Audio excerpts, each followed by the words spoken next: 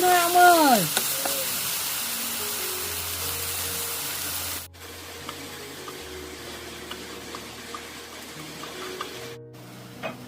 Con ăn nhiều nha ông. Bữa sau con đừng có đi rừng đi núi gì nữa hết nha. Cái chỗ đó lạ quá.